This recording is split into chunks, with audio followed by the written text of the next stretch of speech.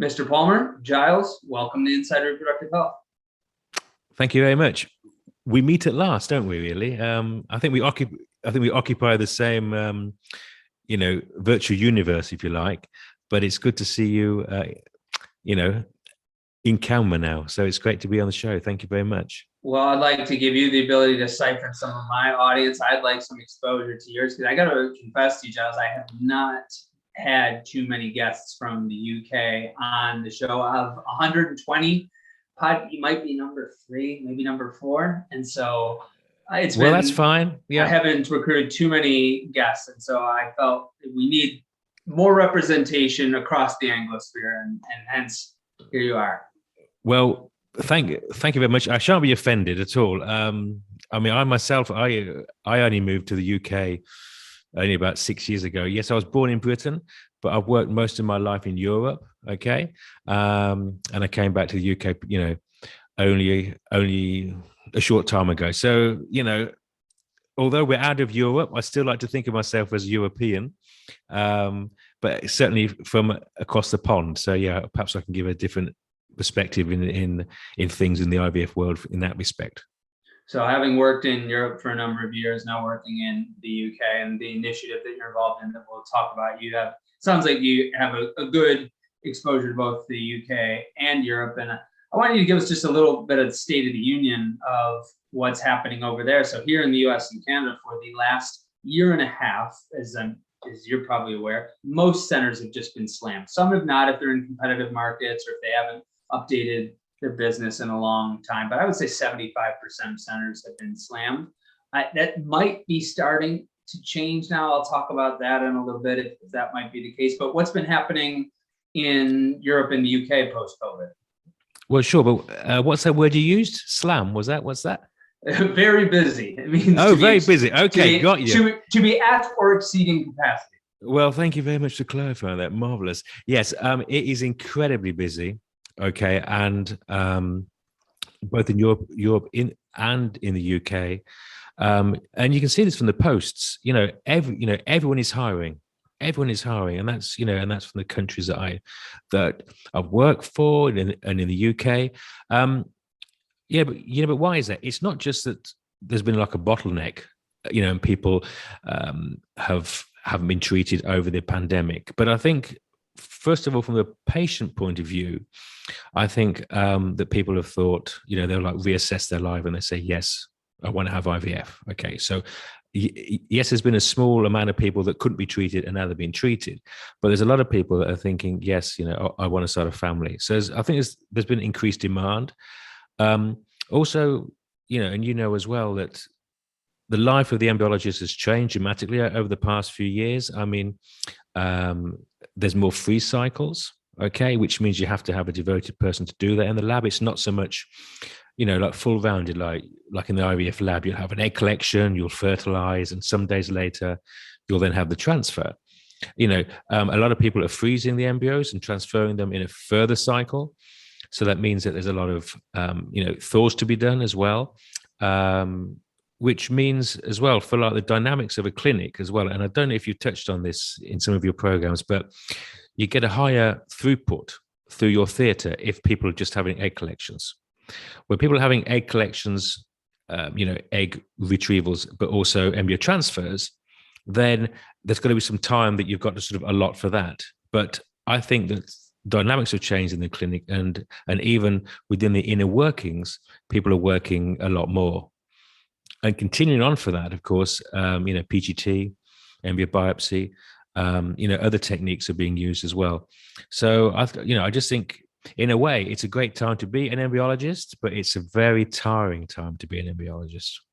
Is batching common in the UK and in Europe? Not so much, no. In Europe, and especially where I was, like in the Mediterranean, which is quite shocking for people in the States. I know that like usually in summer we like wind down, and there's a reason for that. Like for example, I was in Greece and there was no treatments in August. Okay, but that meant that the whole staff could be taken, could take a holiday. The clinic could be shut down. There could be just like maintenance done on that period of time, and then back up again after August or so. So that was like, in that sense, batching. But in the UK, no, there's no such distinction between summer and winter there, mainly because of the weather, I think. But there's none of that goes on. Obviously, in larger countries like India, there is a lot of batching, just because it's such a wide expanse and there's such a demand for embryologists that they cannot be treated in that sense. So there'll be a clinic which will open in like a remote area for a certain amount of weeks. But I wouldn't say batching is done. No. The only time it may be done, I think, is in clinics that treat HIV patients, and they may sort of have a certain time where they'll treat HIV patients, for risk of contamination and whatever. They'll like batch them in that sense. But no, it's it's generally work all around the year. I think a few days off in holidays, but it's busier than ever. So what are people doing to meet the increased volume? You said everybody's hiring, which means that that there are not enough people coming in and filling those positions as quickly as possible as is here. And so what are people doing to be able to meet the volume? Sure. Well, they're desperately trying to find staff, and it's not always the solution that you can find, like trained staff. Okay. There was, in fact, I was giving a talk at Suez in Arizona. That was the start of January this year. And I talked about mental health, which was a study we did, which was the international study we did actually with the group that I work with. And we looked at burnout. So there's a lot of embryologists who are suffering or on the verges of burnouts. There's so much work that's going on. But that said, it's very difficult to recruit younger people that actually have the skills. Now, it takes investment, to train people. And the ideal thing is, of course, to, find someone who's pretty well trained or at least knows the basics. Now, there's a lot of master's courses all around the world going on, teaching, at various stages. Some are treating practical aspects, some are treating just theoretical. So there is quite a large pool of young embryologists, but it's being accepted to sort of join a team because, as I said, there is an investment that needs to be done. Plus, and we're sort of changing tack a little bit, there's a growing workforce, especially in the States. There's a lot of embryologists who have worked in clinics for over 20 years or more. This, again, was a finding from our study. And these people will be retiring soon, and leaving the workforce. So there is, I think, a crisis coming perhaps when we have to find the members of staff to actually fill in this space. Again, you mentioned what are people doing to alleviate this. Two things I'd like to mention. One is that there seems to be more and more what I call locum, but you call per diem embryologists. And it's a supply and need. I mean, there are many more that are coming out, and they can actually move from clinic to clinic and give their skills to a clinic who, for many reasons, needs to have more staff. They have to be mobile. They have to be very well trained to sort of go to another lab, in fact, cook in another kitchen, if you like. They have to know all the equipment. They have to know all the protocols, and they have to assimilate very quickly into a lab. So there's many more per diems coming into the fray, if you like. One thing which is changing is that now that the clinics are sometimes in chains, the corporate companies which are coming out, the advantage of those is that they can, in fact, relocate, or they can move around their staff. So now, I'm terrible at the geography of the States, but let's say that it's spread across the nation. If there's a shortcoming in one of the clinics, in some kind of conglomerate, then they can, in fact, move around people to sort of care for that. So that, I think, answers. That's a very long answer to the question, but there are ways around everything. But again, it's a good time to be an embryologist because there are many jobs out there. That's right. It's a seller's market if the embryologist is the seller in this context. So people they're recruiting, they're using per diem folks.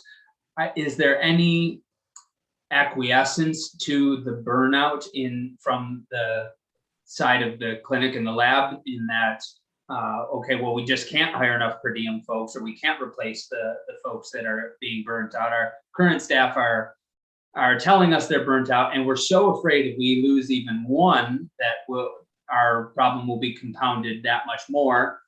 Is anyone saying, okay, well, our wait list for patients might be 2 months to start IVF. Well, sorry, we're going to have to make it 3 because otherwise we're going to burn out, or 2.5 because otherwise we're going to burn out our embryologists. Is anyone acquiescing as far as you can tell? I know of one example that have like slowed down their treatments, and that's a clinic in the UK actually, who through staffing reasons they just had to. Okay, and it's all power to them, to be able to do that, because you cannot run a clinic, on a shoestring, and you cannot run a clinic, if there's not an adequate number of staff. So I think that has been the case.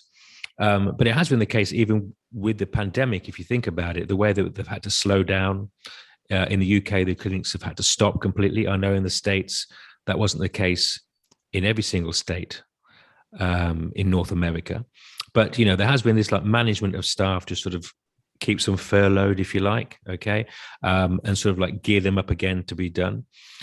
What's happened in the pandemic is that there's been a lot of like transfers, a bit like football. There's been a lot of key players that have moved from clinic to clinic, and that's been the case not just in the IVF world, but also in any kind of industry. We found people have re-evaluated their their values and their job, and if they haven't been happy in a particular job and feel a bit disgruntled with that company, then they've had a great opportunity to change. We've seen a lot of fluidity over the last few months. I don't know if you've noticed as well, but there's been a lot of changes going on, and that of course fuels why people have been advertising so much. So there has been more change going on in that market.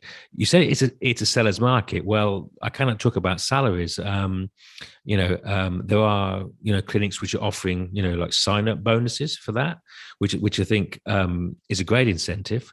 But salary isn't everything, and that's perhaps very, very easy for me to say. But there are various things in your working life that you can look at, as opposed to just salary being the reason where you leave.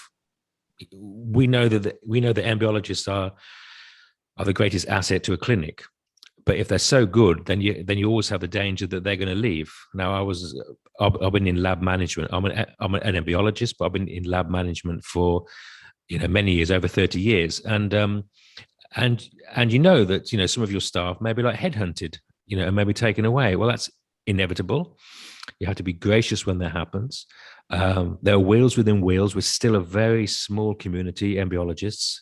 I don't know how many thousands we are worldwide, but we are quite sociable, and we all meet up, even more so virtually.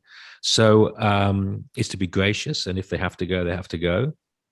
But there are many ways that you can keep an embryologist, and it can be, and you refer to burnout, it can be just the fact that you give more amicable working hours, or flexible hours.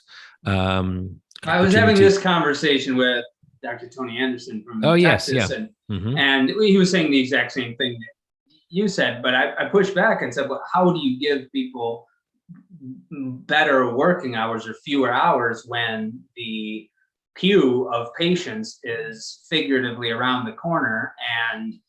And if you do that, then you're either pushing back treatment for people, or you are putting the workload onto another embryologist. How do you do that when the demand is so high? Well, I'm sure there's no company that's going to give someone extra time off if that's at the detriment to their lab staff. Okay. But it's all part of management. It's all part of lab management. You have to have redundancy anyway. Okay. There's also, and that is a day-to-day thing that a lab manager has to, cope with. There's always going to be someone, in your large chain of clinics that's, going to be ill for one day. Excuse me. Going to have to take time off for like personal reasons. So you should always find that you can fit people to their abilities. Now you have to have younger staff. I'm not saying you can't, and you have to train them, and you have to train them on the job.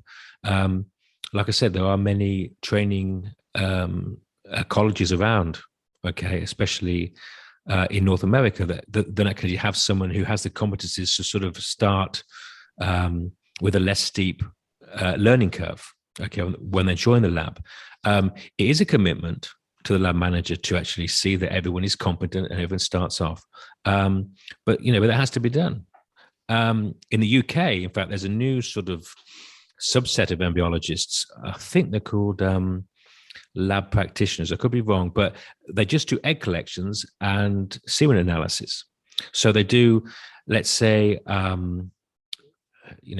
limited workload, but it can be like a job which would take an embryologist, hours away from doing other work, while the other more experienced people will do, the embryo biopsies, the ICSI, make up the culture medium. So, there are ways around that.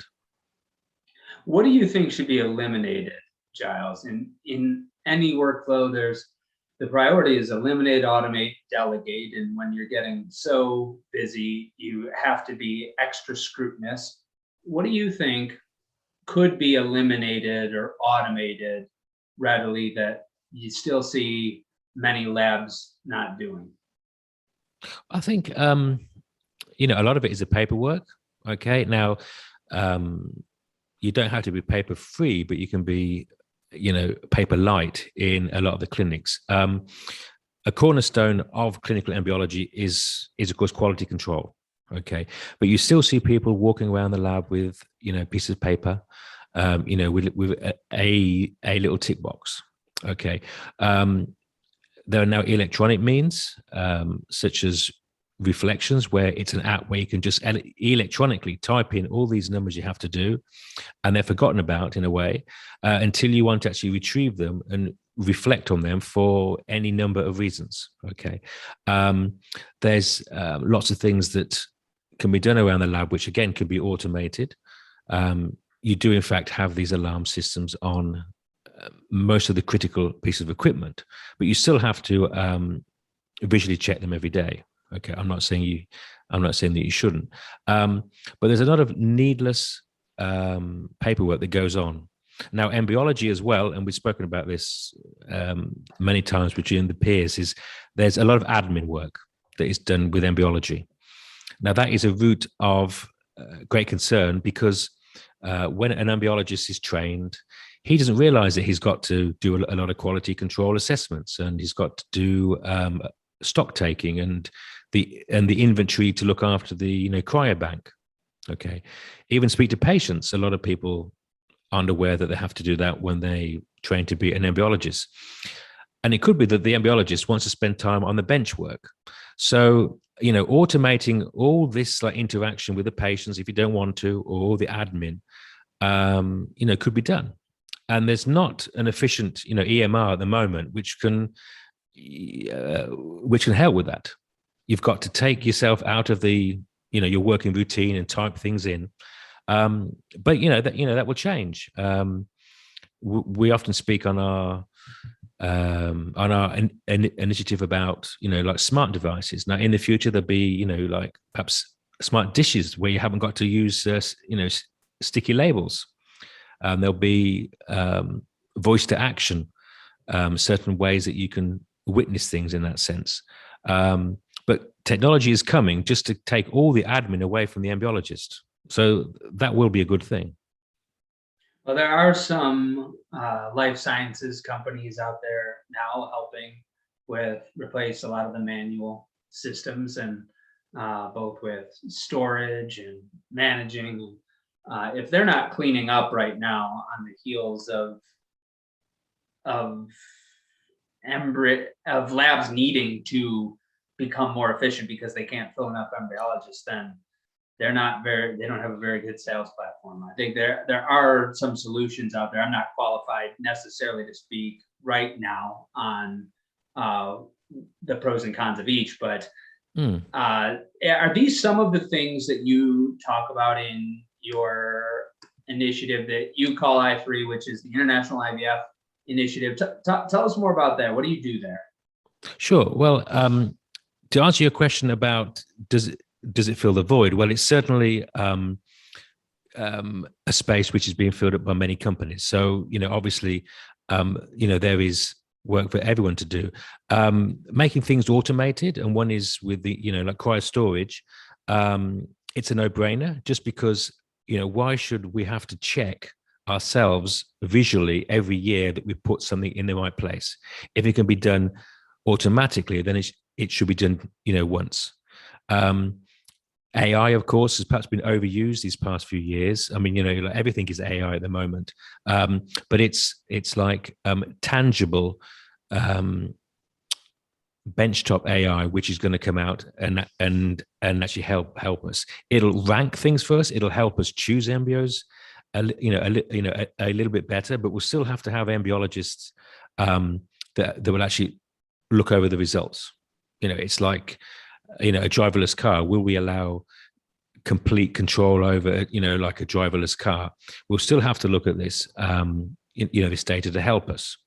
And that will be an improvement, because now you'll know about time lapse and time lapse imaging, which is a fantastic way forward. It's a better way to incubate. It's undisturbed. But to choose an embryo, an embryologist may spend, a much longer time, if they have time, looking over these images and trying to choose which is the best embryo. He may call over one of his colleagues and have a debate, purely because you have the luxury of seeing the videos of that sense. So all these new technologies we talk about in our initiative, but it talks about so much more. It's really addressed to clinic staff.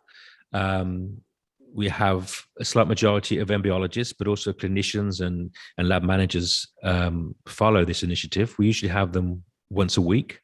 It's become very popular, but we do, the whole gamut of the IVF industry. So we do like the science, the cutting science. Okay, what's happening with new articles and practices. We can then do about new innovations. So again, we do about what's new on the market. But we've also touched on the field of embryology and looked at things that concern them, like cryo governance, which is of course affecting everyone with the recent dewar failures which are happening. Everyone is paranoid, to say the least, about getting things right. We've looked at staffing levels. We've done a survey which was awarded, which has been awarded at the Fertility 2022 for its work. We looked at mental health in the international survey, which I think I sort of touched on beforehand, but there's a lot of data in there. There's a lot of data that we know now about the psyche of the clinical embryologist. And then, of course, we've done a few off-the-cuff webinars as well, which have looked at animal reproduction, cloning, stuff which is interest to people.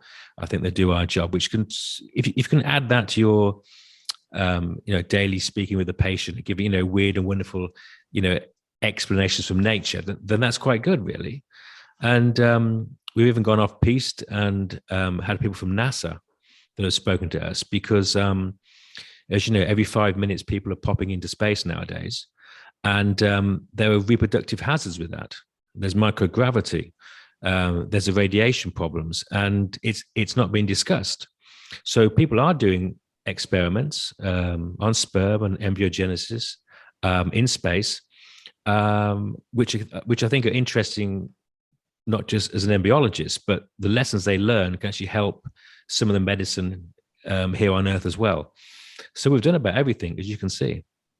So you're coming up on about 90 sessions. When did you start?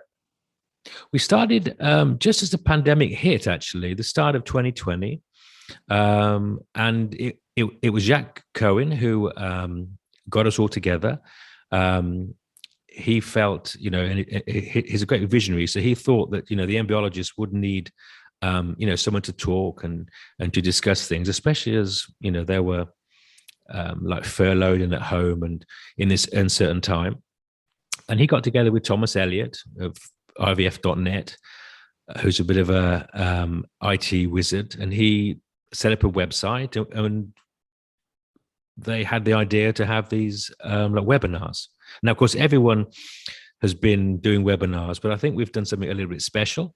They've been very popular, and together with those two, Jacques brought in Peter Nage, okay, and they will look at like the scientific content of everything. And then we've had Marianne Chevetes, who's been with us in the IVF industry for a long time. Shaista Sadruden as well. She helps out. And Colin Howells, of course, who's quite a well-known figure in the pharmacy world. So that's the core band, if you like. But we've been helped with, so many people in the IVF industry. So many people have wanted to help us. Lisa Nell Thermat has helped us out. Dara Berger, Alison Campbell, another person from the UK, and two others, Alison Bartolucci and Kelly Ketterson, have all sort of helped behind the scenes to make these things a success. You mentioned that it's embryologist heavy, but you have a number of clinicians and physicians and lab managers. What kind of crowds are you getting now that the pandemic now that people aren't on Zoom every second of the day like they were in March and April of 2020? About what's an average crowd for you now? Okay, well, we get about an average 600 to 800 people every webinar, which I'm told is pretty good, especially as like companies that hold webinars, don't do very well at all. But it's because they're entertaining, and yourself, and your interview skills are fantastic. You have to make people buy into the time that you want to give them. They're working hard. It's their own personal time. Okay.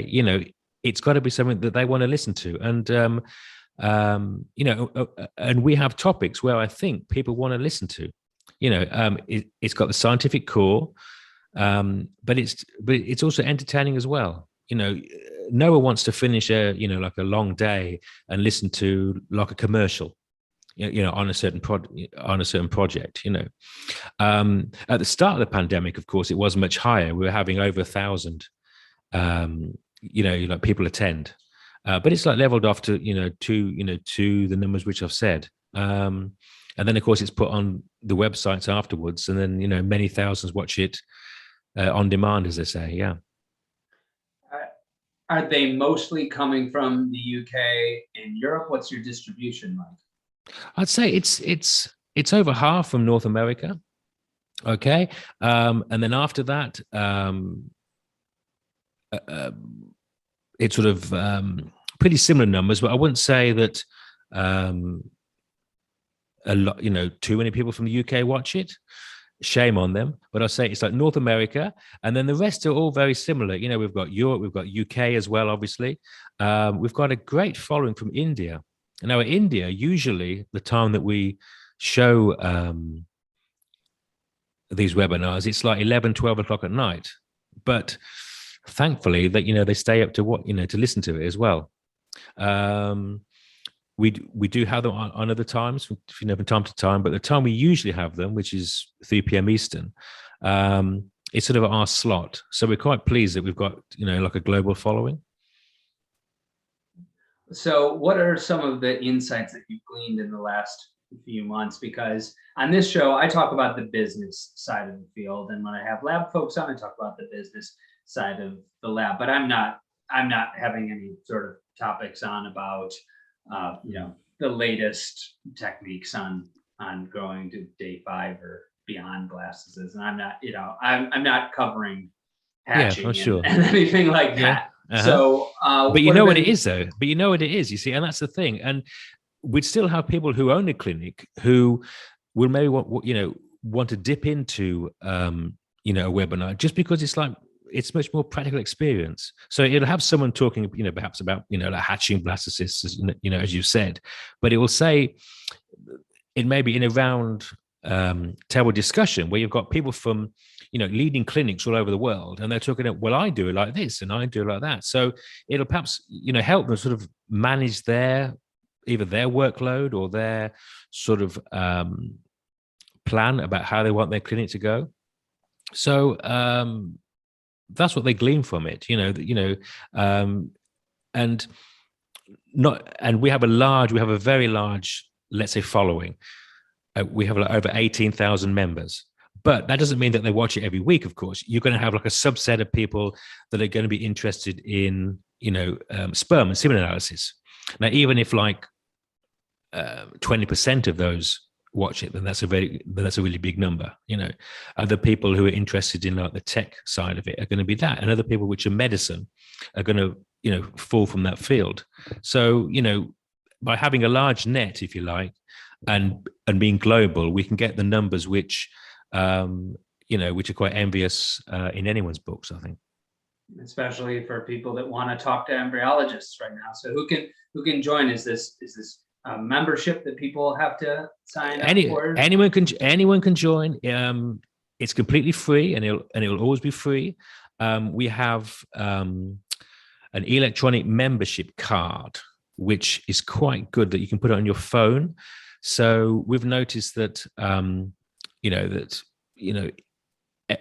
has email overload, and sometimes, especially with like webinars. So we have a like a little app, if you like, but it's a membership card, which will tell you when the next session is coming up, and there'll be various offers on, and you'll be like first to know about certain things. So that's what we do, and that's how they hear about it. We've got the website, which is ivfmeeting.com, which has the back library of all the talks. And we don't just have the whole webinar. We also have them sort of cut up into each single lecture. So we're finding that even like master's students, or I should say, in a master's course, the teachers are telling the master's students to actually, go and watch session 66, or go and watch, the topic on this. So, it's quite an archive of like current topics there. And we do delve into, the business side of things sometimes, the management side, as you said. We've done a very successful. You have a session coming up. By the time this episode is out, your session may have already passed, but I see that you have a session coming up on corporate IVF. Yeah, I think it's very exciting. It's a very exciting time that we're living, and the clinics aren't just a preserve of like a single doctor or a group of doctors anymore. This is big business, and to be quite honest, I think it does need to go into the biotech arena. So we're getting these large companies, more so in North America, but most centers in the UK now there's only about 3 or 4, like groups, if you like, small in comparison perhaps to ones in the States. But is that across the board, Giles? Now there's 3 or 4 major groups, but are there still boutique centers in different markets, or is almost everyone owned by those 3 or 4 groups? They're still boutique. In Europe, they are very much boutique markets now. Okay, save a few, like Ivy and and Eugene. Still, they are the preserve of like a group of doctors. But I think the writing's on the wall. I think it's a good model. It's a good business model. It's good for quality. It's good for results. It's also good because all the research nowadays is going to come from private companies. In the States, there's no money which is given to embryo research at all. Okay, although there is funding, for other forms of medicine. So it's going to be the antidote is going to be the conglomerates that are going to have the might to do this. And that again is going to be like a carrot that it's going to attract, like embryologists that want to do that work. Big data, large number of patients. That's where the research is going to come from nowadays. That's the argument for corporate IVF. There's also arguments against it, and I have both perspectives come onto my show. Are you going to have a debate in your topic on corporate IVF, or what are you going to cover? Well, we don't usually have the format of a debate. Now, there are many other webinars and even, like courses, like conferences, which do have like a debate. Neither do I, by the way. I'm sorry to interrupt you because I want to sidetrack on this, because so many people, I would love to have a debate on my show, because so many people will email me after a certain topic and they'll say, I can't believe so-and-so said that, when I think they're full of it. And I said, all right, well, why don't you come on and share your perspective? No, I can't ruffle any feathers. Well, it would be great if people would. Well, I want to hear what are the arguments against it? Now, I'm sure they are, and I can guess that, people think it's not going to be personalized and whatever. But I just see the writings on the wall, that's the way it's going to be. So this is the way it's happening over here. Yeah. And I actually don't know if these metaphors work in Europe or the UK, but in the United States, 100 years ago, you had a brewery in every city and town in America. There was Goebbels in Detroit, there's Genesee in Rochester, there's Old Style in Chicago, and some of them are still around and some of them aren't. But every city had its own brewery or a couple. And then as the century progressed, you had Miller, Coors, Anheuser-Busch emerges, the three conglomerates. Then you had South African brewing by Miller, and then they bought Coors together. And then you have SAB, Miller, Coors. Actually, I do think this analogy works in Europe, because InBev comes from Europe and they merged with Anheuser-Busch. So now you've really just got two conglomerates that control most of the brew. But what did we start seeing in the mid 2000s? The emergence of craft breweries again in just about every city in America, and then some of them grow and they get bought by the bigger guys, and and then the new middle guys are buying the smaller guys, and then people are starting brand new breweries. And this happens with breweries, it happens with local and regional banks, and we also see some of it with fertility centers, that this doc was a partner over here, or they worked in an REI division and they got bought, and then they went off and they started their own thing, and now they're growing again. And so what's the answer? So what's the answer? Now, you could say, if there are these conglomerates, and with your beer analogy, is there choice? Well, of course there's choice, because there's market forces. That's what I think. And, someone's going to offer these things.